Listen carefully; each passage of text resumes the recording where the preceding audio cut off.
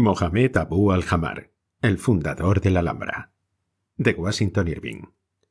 Después de habernos ocupado con alguna extensión de las maravillosas leyendas de la Alhambra, parece obligado dar al lector algunas noticias concernientes a su historia particular, o más bien a la de dos magnánimos monarcas, fundador el uno y finalizador el otro de este bello y poético monumento del arte oriental. Para estudiar estos hechos, descendí desde la región de la fantasía y de la fábula, donde se colorea con los tintes de la imaginación, dirigiéndome a hacer investigaciones históricas en los viejos volúmenes de la antigua biblioteca de padres jesuitas de la Universidad de Granada. Este tesoro de erudición, tan célebre en otros tiempos, es ahora una mera sombra de lo que fue, pues los franceses despojaron esta librería de sus más interesantes manuscritos y obras raras cuando dominaron en Granada.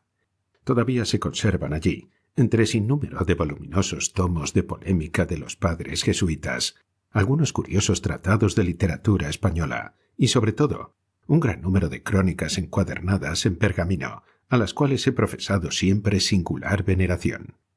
En esta vieja biblioteca pasaba sabrosísimas horas de quietud, sin que nadie viniese a perturbarme en mi tarea, pues me confiaban las llaves de los estantes y me dejaban solo para que escudriñase a mi placer. Facultades que se conceden muy raras veces en estos santuarios de la ciencia, donde frecuentemente los insaciables amantes del estudio se ven tentados ante la vista de las fuentes de la sabiduría. En el transcurso de mis visitas recogí estos breves apuntes referentes al asunto histórico en cuestión. Los moros de Granada miraron siempre la Alhambra como una maravilla del arte, y era tradición entre ellos que el rey que la fundó era poseedor de las artes mágicas, o por lo menos versado en la alquimia, por cuyos medios se procuró las inmensas sumas de oro que se gastaron en su edificación. Una rápida ojeada sobre este reinado dará a conocer el verdadero secreto de su esplendor. El nombre de este primer monarca granadino, tal como está escrito en las paredes de algunos salones de la Alhambra, era Abu Abdalá, esto es, el padre de Abdalá, pero se conoce generalmente en la historia musulmana por Mohamed Abu al-Jamar, o Mohamed, el hijo de al-Jamar, o simplemente Abu al-Jamar, con el objeto de abreviar. Nació en Arjona en el año 591 de la Égira, 1195 de la era cristiana, y era descendiente de la noble familia de Beni Nasar, o hijos de Nasar. Los padres no omitieron gasto alguno, con el objeto de educarlo para el elevado rango que la grandeza y dignidad de su familia le obligaron a ocupar.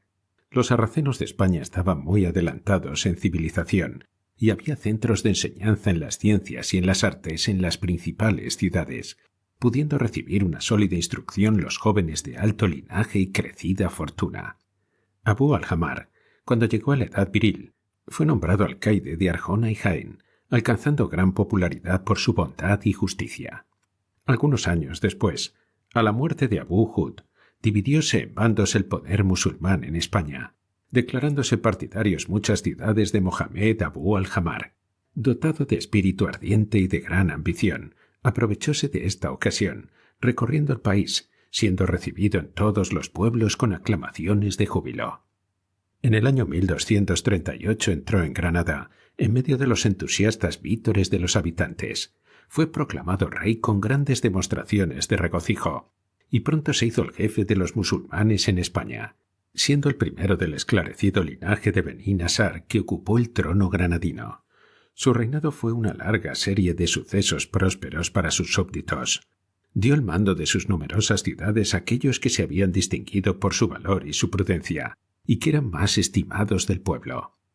Organizó una policía vigilante y estableció leyes severísimas para la administración de justicia. El pobre y el oprimido eran siempre admitidos en audiencia, y los atendía personalmente, protegiéndolos y socorriéndolos.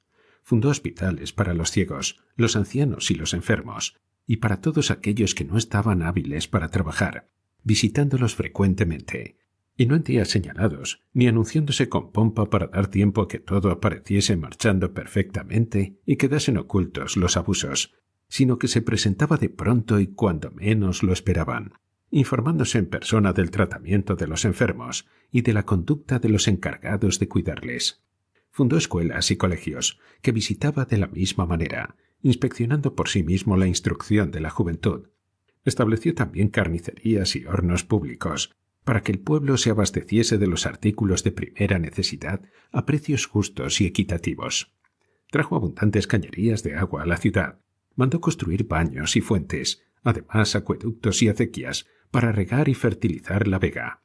De este modo reinaban la abundancia y la prosperidad en su hermosa ciudad. Sus puertas se vieron abiertas al comercio y a la industria, y sus almacenes estaban llenos de mercancías de todos los países.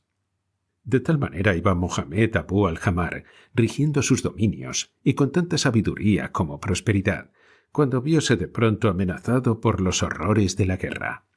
Los cristianos, por este tiempo, aprovechándose del desmembramiento del poder musulmán, principiaron de nuevo a reconquistar sus antiguos territorios. Jaime el Conquistador había tomado ya Valencia, y Fernando el Santo paseaba sus armas victoriosas por toda Andalucía. Este último puso sitio a Jaén, y juró no levantar el campo hasta apoderarse de la ciudad. Mohamed Abu al-Jamar, convencido de su impotencia para hacer frente al poderoso monarca de Castilla, tomó una pronta resolución.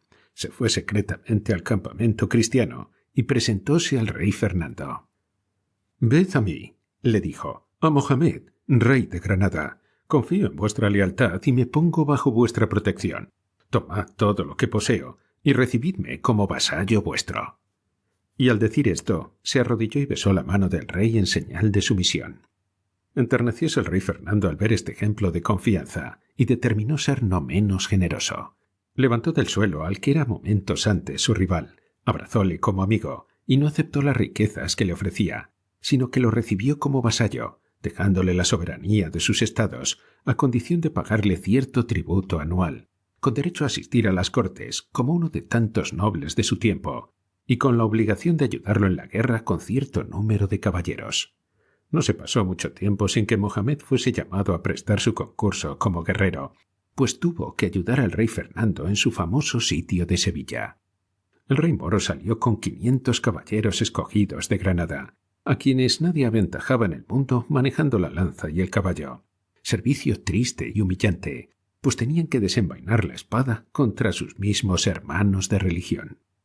Mohamed alcanzó una triste celebridad por su valor en esta conquista, no menos que por el honor de haber influido en el ánimo de Fernando, para que dulcificase las crueles costumbres establecidas en la guerra.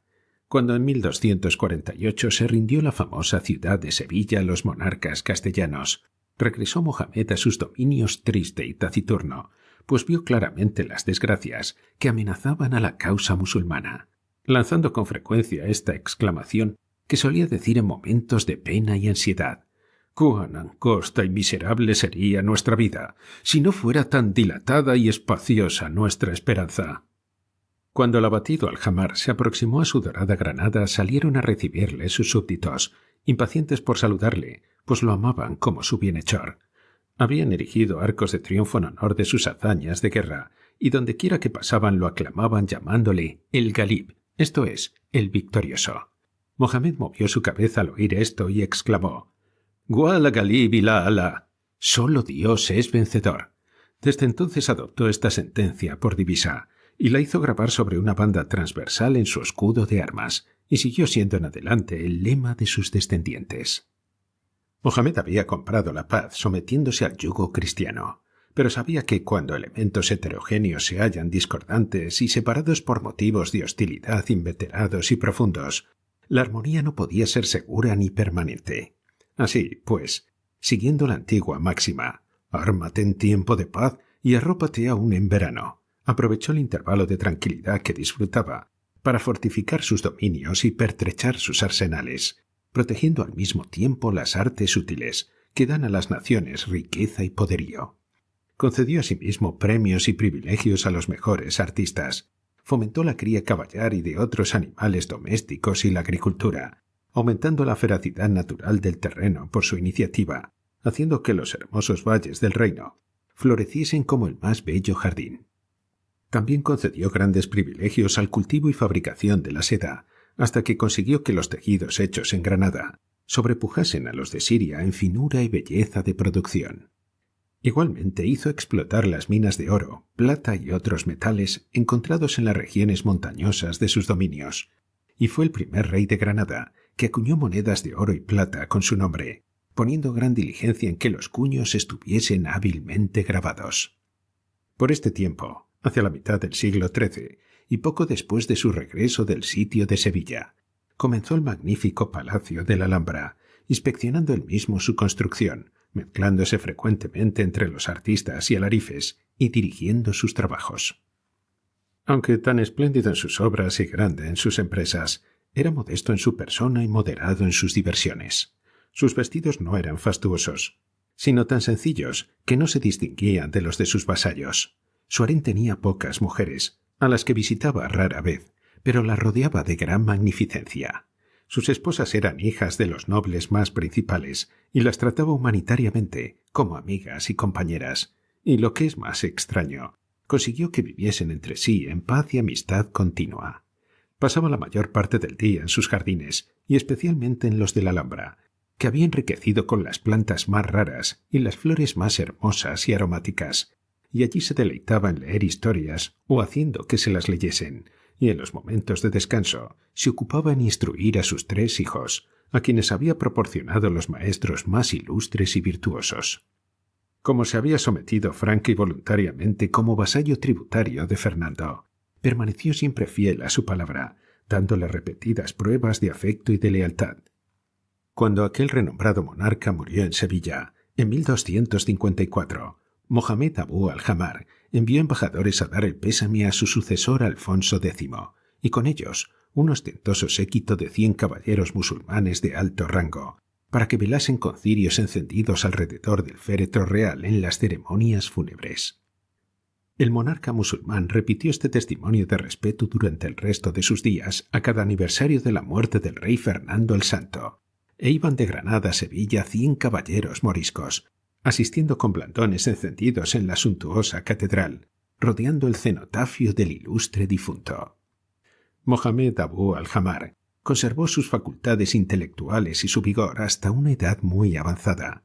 A los 79 años salió al campo a caballo, acompañado de la flor de sus caballeros, para rechazar una invasión en sus territorios. Al salir el ejército de Granada, uno de los principales adalides que iban al frente de él rompió casualmente su lanza contra el arco de la puerta. Los consejeros del rey, alarmados por este suceso, que consideraban como un mal presagio, le suplicaron que se volviese a su palacio.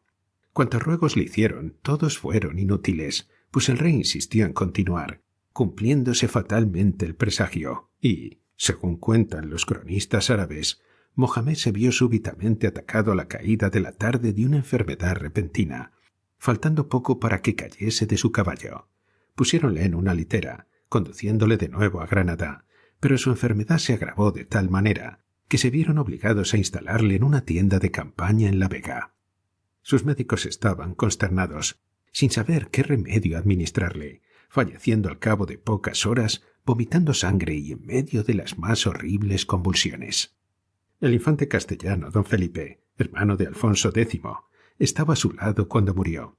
Su cuerpo fue embalsamado, depositado en un ataúd de plata y enterrado en la Alhambra en un mausoleo de mármol, en medio de los sollozos y lamentos de sus súbditos, que lo lloraron como a un padre. Tal fue el ilustre príncipe patriota que fundó la Alhambra, cuyo nombre se encuentra entrelazado con sus delicados adornos, y cuya memoria inspira los más gigantescos pensamientos a los que visitan esta desolada mansión de su magnificencia y de su gloria. Aunque sus empresas eran atrevidas y sus gastos inmensos, su erario estaba siempre abundante, dando lugar esta contradicción a la conseja que lo suponía versado en la magia y a la opinión general de que poseía el secreto de cambiar los metales viles en oro. Los que fijen su atención en la política de este monarca que he consignado aquí, se explicarán fácilmente la magia natural y la sencilla alquimia que hacía que su tesoro estuviese siempre nadando en la abundancia.